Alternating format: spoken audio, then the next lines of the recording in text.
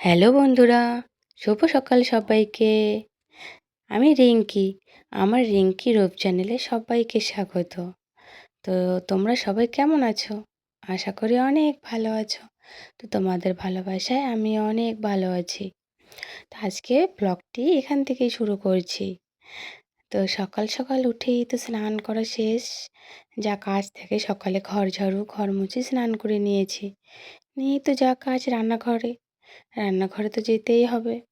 তো গিয়েই সবজি বানিয়ে নিচ্ছি, তার মাঝে ওদিকে লেবু জল বানিয়ে খেয়ে নিচ্ছি। তো আজকে সকাল সকাল রান্না সেরে নিচ্ছি, কারণ আজকে আমরা যাব এক জায়গায়। তো তোমরা ব্লগটি দেখতেই থাকো, আমরা কোথায় যাব। তো এদিকে যা রান্না বসিয়ে দিয়েছে আর আমি সবজি বানাচ্ছি। আর ওদিকে শাশুড়ি মা স্নান সেরে পুজো দিচ্ছে, কারণ উনি একাদশীর উপোস করেছেন, তো পুজো দিচ্ছেন। তাই আমি সবজি বানিয়ে নিচ্ছি এদিকে।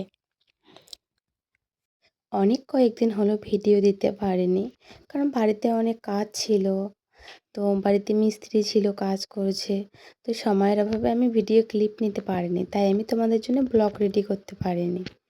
তো এদিকে আমি দেখো কেটে নিচ্ছি বাঁধাকপি, বেগুন, আলু দিয়ে সবজি। আর এদিকে আলু দিয়ে ডিমের তরকারি হবে। তো দেখো আমরা কিন্তু এখন এত কিছু রান্না করছি না, এখন সকালের জন্যই শুধু বানাচ্ছি পটল আলু সয়াবিন দিয়ে রসা আর পাঁপড় ভাজা। আর এইদিকে যা দেখতে পারলে আমরা সব কিছু রেডি করে রাখছি, শাশুড়ি মা দুপুরে রান্না করবে জন্যে। কারণ শাশুড়ি মা দুপুরে রান্না করে না, তাই বুঝতে পারবে না যে কি কি লাগবে। আমরা দুই যাই আজকে বেরোচ্ছি, তো তাই রেডি করে রেখে দিলাম, কারণ বাড়িতে মিস্ত্রি আসার কথা আজকেও। তো আমরা সকাল সকাল সব কাজ সেরে খেয়ে দিয়ে রেডি হয়ে নিয়েছি যাওয়ার জন্যে। তো 10টা বেজে গেছে, আমরা বেরিয়ে পড়লাম। তো এদিকে দেখো তোমাদের দাদা ভাই তো মিস্ত্রি কাজ করছে, রেডি করে নিচ্ছে সব কিছু। তো আমরা যাচ্ছি আজ টোটোতে করেই। আজকে ওয়েদারটা কিন্তু খুব সুন্দর দেখো। আর আমরা সবাই মিলে যাচ্ছি, একটু এনজয়ও করছি। তো মাঝে মধ্যে এভাবে একটু বেরোতে হয়, কারণ প্রতিদিন বাড়িতে থাকতে কিন্তু কারোরই ভালো লাগে না। তো দেখো গল্প করতে করতে চলে আসলাম দিনহাটা উচ্চ বিদ্যালয়ে, কারণ আজ বাচ্চাদের আর্ট আছে, আর্ট প্রতিযোগিতা। তো এখানে আমার ছেলেও অংশগ্রহণ করেছে। ও খুবই ছোট আর এরা সবাই বড় অনেক। তো ও PP1 থেকে এক্সাম দিচ্ছে। তো ওকে বসিয়ে দিয়েছি এক্সাম হলে। তো আমরা ভাবলাম একটু বেরিয়ে আসি। এখন এসে দেখি এদিকে মেলা চলছে। তো আমরা ভাবলাম চলো একটু মেলাতে চলে যাই। আর মেলাতে আসবো আমরা, কিছু কিনবো না তা কি কখনো হয়? যেখানে মেলা বসেছে তার পাশেই এক মায়ের মূর্তি আছে, মন্দির আছে আর কি। আর আমি জানি না, দিনহাটা আমাদের আসা হয় না। তো এখানে কি দিঘি বলে আমি জানি না। দিনহাটায় আমরা খুব কম আসি, আমাদের সবসময় কোচবিহার যাওয়া হয়। তো দিনহাটা সম্বন্ধে আমার কোনো ধারণা নেই। দেখো এখানে সবাই স্নান করছে, কেউ মাছ ধরছে। ওয়েদারটা সুন্দর না, সবাই কত সুন্দর এনজয় করছে। তো মেলা থেকে চলে আসলাম, এসে দেখি ছেলের আর্ট কমপ্লিট। ও আমাকে দেখাচ্ছে যে মা দেখো আর্ট করেছি কত সুন্দর।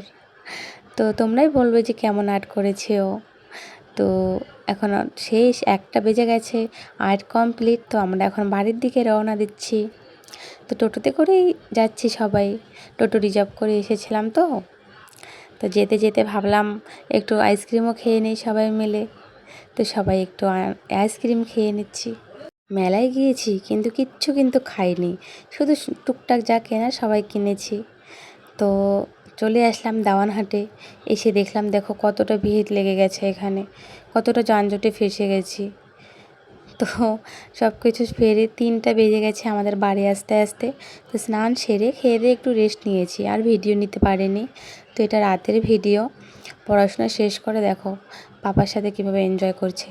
আর ওদিকে রাতে কিন্তু খুব বৃষ্টিও পড়ছে।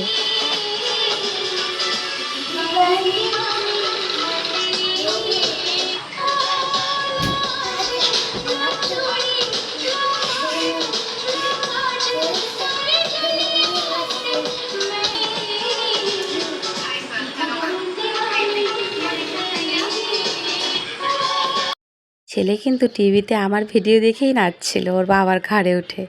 তো রাতে বৃষ্টি হচ্ছে, তাই খিচুড়ি আর বাঁধাকপি ঘন্ট বানিয়ে নিলাম। তারপর মেলা থেকে কী কী নিয়ে এসেছি দেখো একটু। কিচ্ছু আনিনি, শুধু কানের দুটো গার্ডার আর দুটো টিপ ফোটার কৌটো নিয়ে এসেছি। বেশি কিছু আনা হয়নি, কারণ সবই আছে ঘরে। তো আজকে আমি এখানেই ব্লগটি শেষ করব। তোমরা সবাই ভালো থেকো, আর অবশ্যই ভালো লাগলে লাইক, সাবস্ক্রাইব, কমেন্ট করে দিও। বাই বাই, সবাইকে গুড নাইট।